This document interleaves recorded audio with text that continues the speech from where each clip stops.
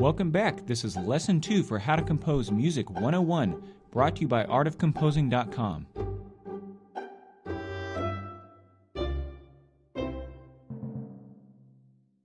Today's lesson is all about diatonic harmony.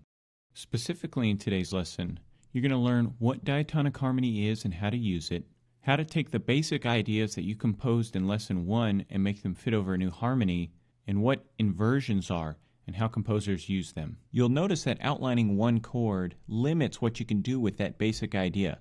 That's why today we're going to look at changing the underlying harmony while still keeping the character the same. Listen to this example of a basic idea. The first two bars are written in the home key, just as we learned in Lesson 1, but the second two bars are written over a new harmony.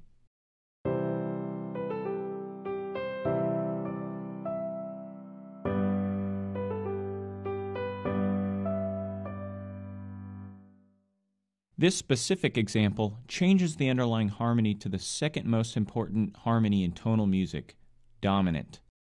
So let's look a little more in depth at what diatonic harmony is.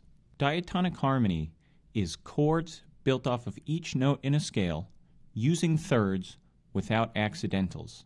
There is one exception to this rule. If you're in a minor key, you want to raise the seventh note in the scale, also known as the leading tone.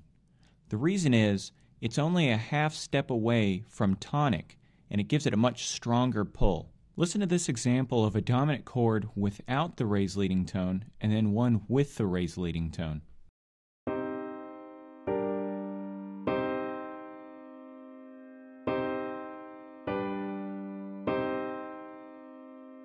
Let's look at a few different chords. In C major, tonic has a third of E and a fifth of G. We do the same for other chords. Starting on D, the third is F, and the fifth is A. Now you may have noticed that they have a fundamentally different sound. This is because of their tonality. The first one, C, is a major chord, and the second one, D, is a minor chord. In each scale, as you build the chords, you'll find a mix of major, minor, and even a diminished chord.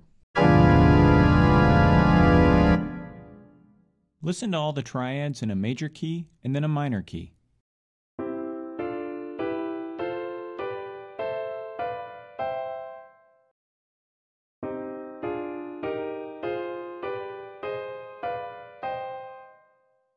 There's one more thing I'm going to cover in diatonic harmony. Each triad has two different variations called inversions. When you invert a chord, you take the lowest note and you move it up an octave to the top.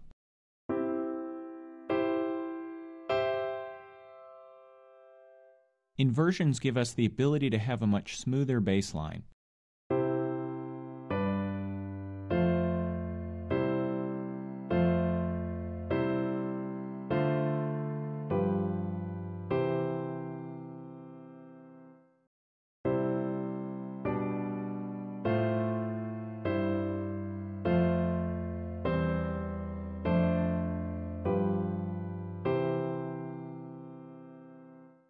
A quick note about chord symbols.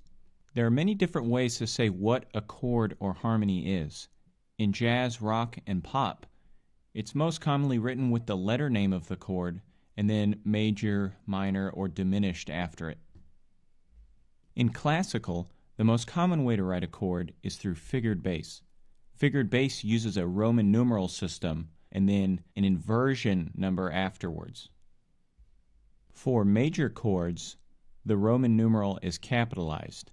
For minor chords, it's lowercase, and then for diminished, it's lowercase, and it has a little O afterwards. Let's look at the process of changing your melody to fit a new harmony. The first method is to transpose your melody exactly as it is, but starting on a new note. So if your melody is over a C major chord and starts on a C, and your new chord is G major, then your new melody has to start on a G. From there, you'll transpose each note the same number of intervals. Remember, in diatonic harmony, you don't have to use accidentals unless it's the leading tone in minor. It should sound something like this.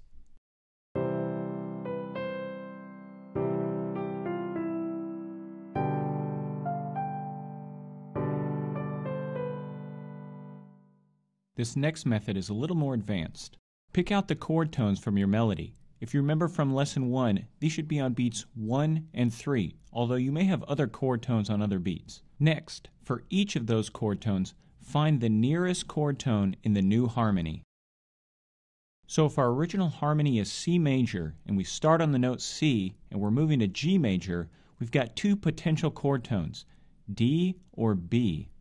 If the two harmonies share a chord tone, like C has a G as the fifth, and G has a G as the root, then you can leave it as is. Now if you have passing tones or neighbor tones in the original, you can add those in to keep the same general rhythm and melodic shape.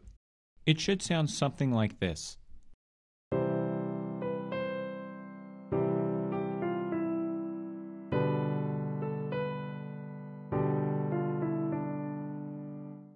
Both of these methods are forms of repetition. Specifically, they're forms of statement-response repetition. The ways of developing your basic idea that you learned in the first lesson, inversion, retrograde, and retrograde inversion, all still apply. So now you can see from one basic idea, you've got 8 different melodic ideas. At this point, make sure you print off the worksheets below this lesson.